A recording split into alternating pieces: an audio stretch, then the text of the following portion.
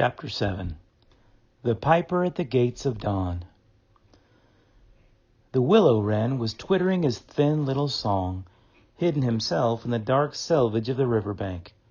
Though it was past 10 o'clock at night, the sky still clung to and retained some lingering skirts of light from the departed day, and the sullen heats of the torrid afternoon broke up and rolled away at the dispersing touch of the cool fingers of the short midsummer night. Mole lay stretched on the bank, still panting from the stress of the fierce day that had been cloudless from dawn to late sunset, and waited for his friend to return. He had been on the river with some companions, leaving the water rat free to keep an engagement of long standing with Otter, and he had come back to find the house dark and deserted, and no sign of Rat, who was doubtless keeping it up late with his old comrade. It was still too hot to think of staying indoors, so he lay on some cool dock leaves and thought over the past day and its doings, and how very good they all had been. The rat's light footfall was presently heard approaching over the parched grass. "Oh, the blessed coolness," he said, and sat down, gazing thoughtfully into the river, silent and preoccupied. "You stayed to supper, of course?" said the mole presently. "Simply had to," said the rat. "They wouldn't hear of my going before. You know how kind they always are. And they made things as jolly for me as ever they could, right up to the moment I left. But I felt a brute all the time, as it was clear to me they were very unhappy, though they tried to hide it. Mole, I'm afraid they're in trouble. Little Portly is missing again, and you know what a lot his father thinks of him, though he never says much about it." "What, that child?" said the mole lightly. "Well, suppose he is. Why worry about it? He's always straying off and getting lost and turning up again. He's so adventurous. But no harm ever happens to him.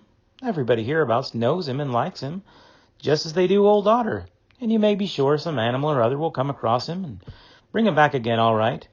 Why, we've found him ourselves miles from home, and quite self-possessed and cheerful."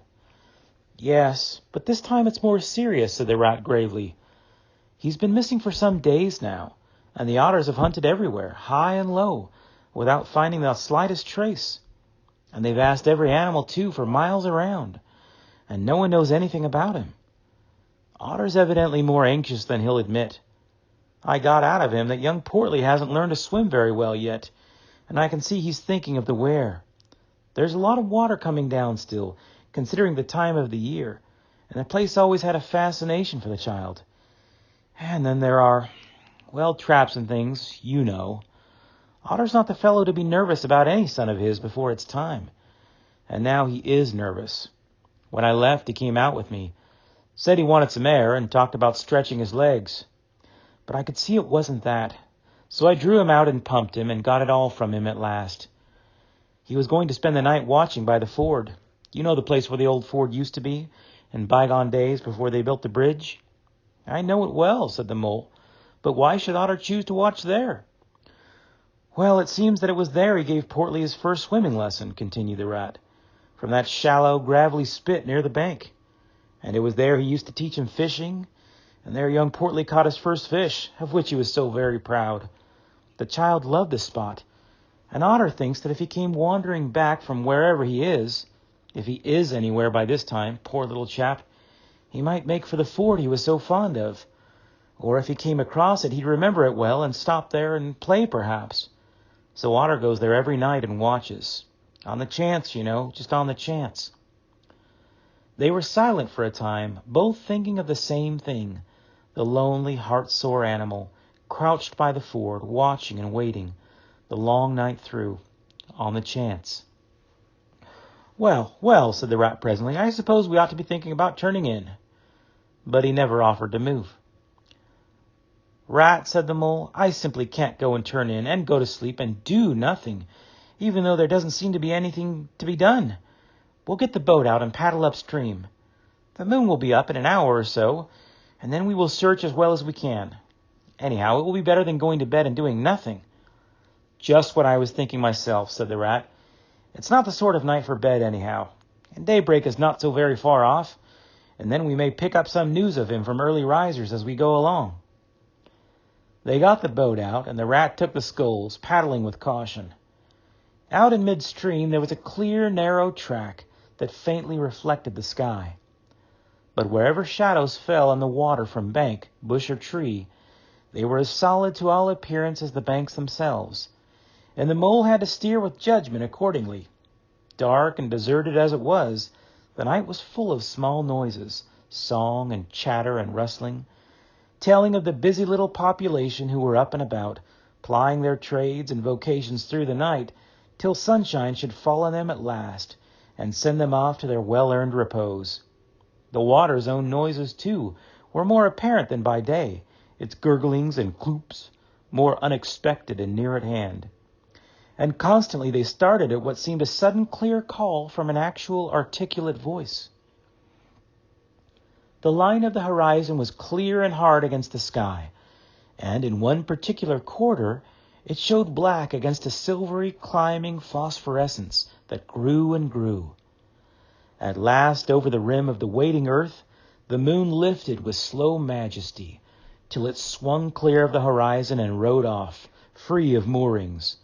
And once more they began to see surfaces, meadows widespread, and quiet gardens, and the river itself from bank to bank, all softly disclosed, all washed clean of mystery and terror, all radiant again as by day, but with a difference that was tremendous. Their old haunts greeted them again in other raiment, as if they had slipped away and put on this pure new apparel and come quietly back, smiling as they shyly waited to see if they would be recognized again under it. Fastening their boat to a willow, the friends landed in this silent silver kingdom, and patiently explored the hedges, the hollow trees, the runnels and their little culverts, the ditches and dry waterways.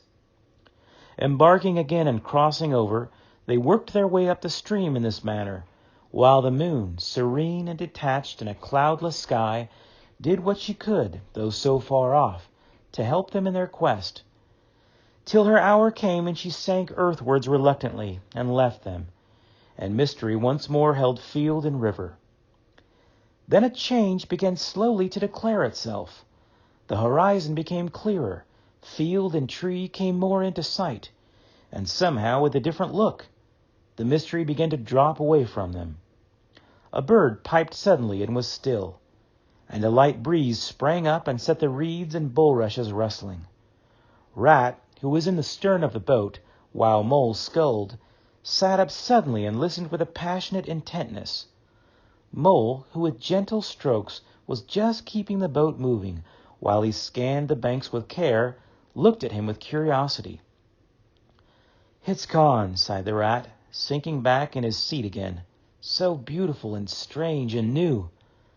Since it was to end so soon, I almost wish I had never heard it, for it has roused a longing in me that is pain, and nothing seems worth while but just to hear that sound once more and go on listening to it forever. No, there it is again," he cried, alert once more. Entranced, he was silent for a long space, spellbound. "Now it passes on, and I begin to lose it," he said presently. "Oh, Mole, the beauty of it, the merry bubble and joy, the thin, clear, happy call of the distant piping. Such music I never dreamed of, and the call in it is stronger even than the music is sweet. Row on, Mole, row, for the music and the call must be for us." The Mole, greatly wondering, obeyed. "I hear nothing myself," he said, "but the wind playing in the reeds and rushes and osiers." The rat never answered, if indeed he heard.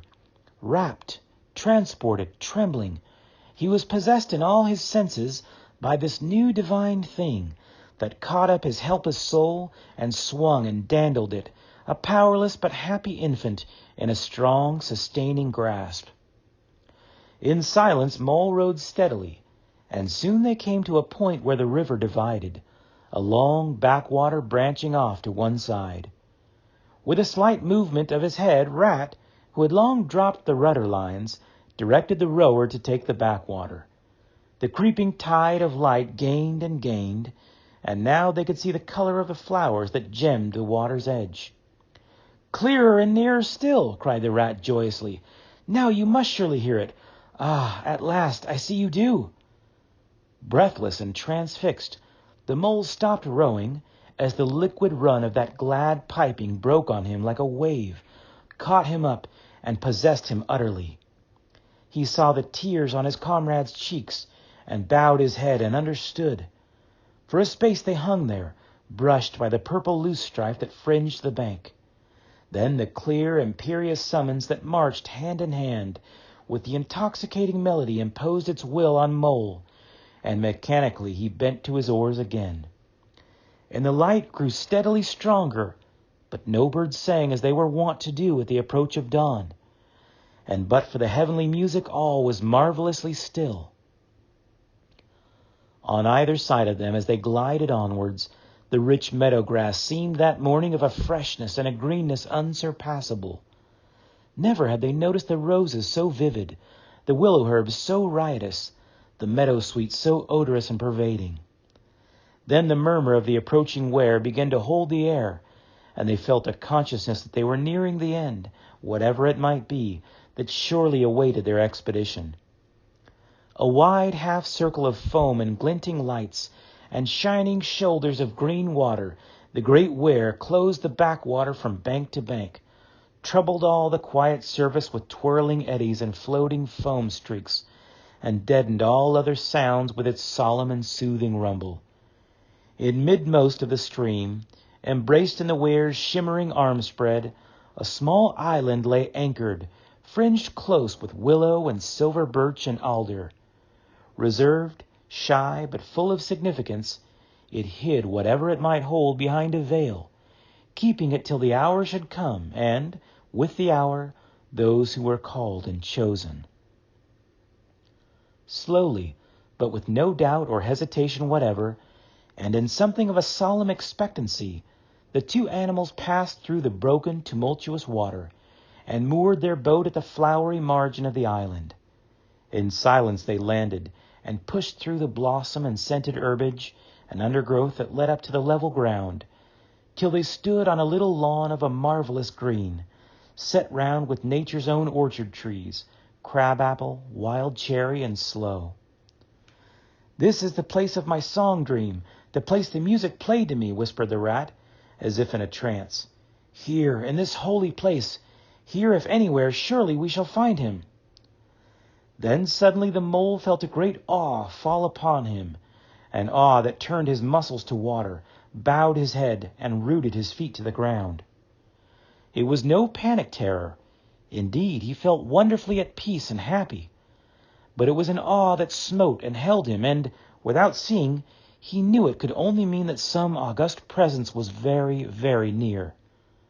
With difficulty he turned to look for his friend, and saw him at his side, cowed, stricken, and trembling violently. And still there was utter silence in the populous, bird-haunted branches around them, and still the light grew and grew. Perhaps he would never have dared to raise his eyes, but that, though the piping was now hushed, the call and the summons seemed still dominant and imperious.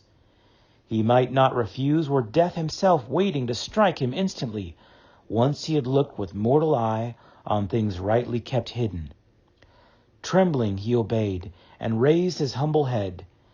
And then, in that utter clearness of the imminent dawn, while nature, flushed with fullness of incredible color, seemed to hold her breath for the event, he looked in the very eyes of the friend and helper, saw the backward sweep of the curved horns, gleaming in the growing daylight, saw the stern hooked nose between the kindly eyes that were looking down on them humorously, while the bearded mouth broke into a half-smile at the corners, saw the rippling muscles on the arm that lay across the broad chest, the long, supple hand still holding the pan-pipes, only just fallen away from the parted lips, saw the splendid curves of the shaggy limbs, disposed in majestic ease on the sward, saw last of all, nestling between his very hooves, sleeping soundly in entire peace and contentment, the little round, podgy, childish form of the baby otter.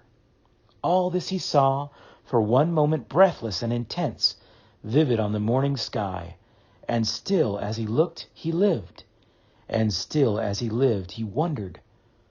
"Rat," he found breath to whisper, shaking, "are you afraid?" "Afraid," murmured the rat, his eyes shining with unutterable love. Afraid? Of him? Oh, never, never. And yet, oh, Mole, I am afraid. Then the two animals, crouching to the earth, bowed their heads and did worship.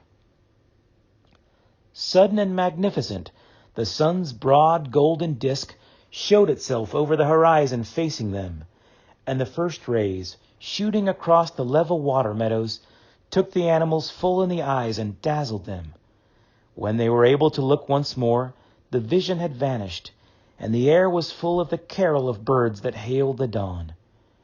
As they stared blankly, in dumb misery deepening, as they slowly realized all they had seen and all they had lost, a capricious little breeze, dancing up from the surface of the water, tossed the aspens, shook the dewy roses, and blew lightly and caressingly in their faces.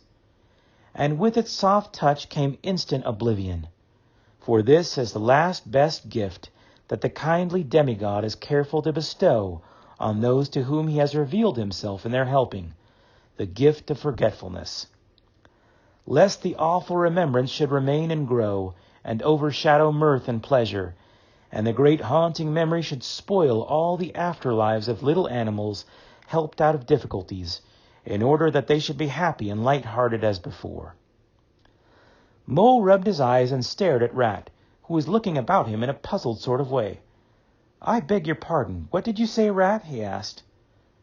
"I think I was only remarking," said Rat slowly, "that this was the right sort of place, and that here, if anywhere, we should find him. And look!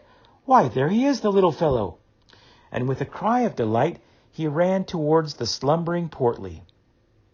But Mole stood still a moment, held in thought. As one wakens suddenly from a beautiful dream, who struggles to recall it, and can recapture nothing but a dim sense of the beauty of it, the beauty, till that too fades away in its turn, and the dreamer bitterly accepts the hard, cold waking and all its penalties. So Mole, after struggling with his memory for a brief space, shook his head sadly and followed the Rat. Portly woke up with a joyous squeak, and wriggled with pleasure at the sight of his father's friends, who had played with him so often in past days. In a moment, however, his face grew blank, and he fell to hunting round in a circle with pleading whine, as a child that has fallen happily asleep in its nurse's arms, and wakes to find itself alone and laid in a strange place, and searches corners and cupboards, and runs from room to room, despair growing silently in its heart. Even so Portly searched the island and searched, dogged and unwearying, till at last the black moment came for giving it up and sitting down and crying bitterly. The Mole ran quickly to comfort the little animal, but Rat, lingering, looked long and doubtfully at certain hoof marks deep in the sward. "Some great animal has been here," he murmured slowly and thoughtfully, and stood musing, his mind strangely stirred. "Come along, Rat," called the Mole. "Think of poor Otter waiting up there by the ford." Portly had soon been comforted by the promise of a treat, a jaunt on the river in Mr. Rat's real boat, and the two animals conducted him to the water's side, placed him securely between them in the bottom of the boat, and paddled off down the backwater. The sun was fully up by now, and hot on them. Birds sang lustily and without restraint, and flowers smiled and nodded from either bank, but somehow, so thought the animals, with less of richness and blaze of color than they seemed to remember seeing quite recently somewhere. They wondered where. The main river reached again, they turned the boat's head upstream, towards the point where they knew their friend was keeping his lonely vigil. As they drew near the familiar ford, the Mole took the boat in to the bank, and they lifted Portly out and set him on his legs on the towpath, gave him his marching orders and a friendly farewell pat on the back, and shoved out into midstream. They watched the little animal as he waddled along the path contentedly and with importance, watched him till they saw his muzzle suddenly lift and his waddle break into a clumsy amble as he quickened his pace with shrill whines and wriggles of recognition. Looking up the river, they could see Otter start up, tense and rigid, from out of the shallows where he crouched in dumb patience, and could hear his amazed and joyous bark as he bounded up through the osiers onto the path. Then the mole, with a strong pull on one oar, swung the boat round, and let the full stream bear them down again whither it would, their quest now happily ended. "I feel strangely tired, Rat," said the mole, leaning wearily over his oars as the boat drifted. "It's being up all night, you'll say, perhaps, but that's nothing. We do as much half the nights of the week at this time of the year. No, I feel as if I had been through something very exciting and rather terrible, and it was just over, and yet nothing particular has happened."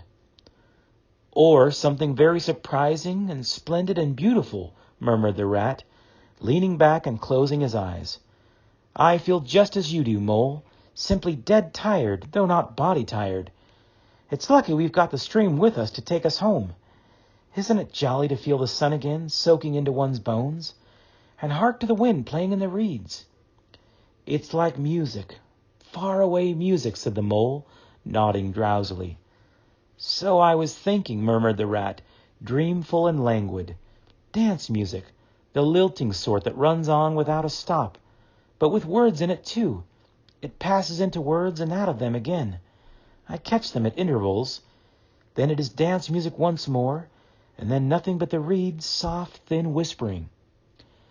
"You hear better than I," said the mole sadly. "I cannot catch the words." "Let me try and give you them," said the rat softly, his eyes still closed. "Now it is turning into words again, faint but clear. Lest the awe should dwell, and turn your frolic to fret, you shall look on my power at the helping hour, but then you shall forget. Now the reeds take it up. Forget, forget, they sigh, and it dies away in a rustle and a whisper. Then the voice returns.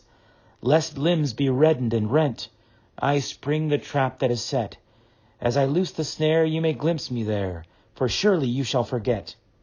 Row nearer, Mole, nearer to the reeds. It is hard to catch, and grows each minute fainter. Helper and healer I cheer, small waifs in the woodland wet. Strays I find in it, wounds I bind in it, bidding them all forget. Nearer, Mole, nearer. No, it is no good. The song has died away into reed talk." "But what do the words mean?" asked the wondering mole. "That I do not know," said the rat simply. "I passed them on to you as they reached me." "Ah, now they return again, and this time full and clear. This time, at last, it is the real, the unmistakable thing, simple, passionate, perfect."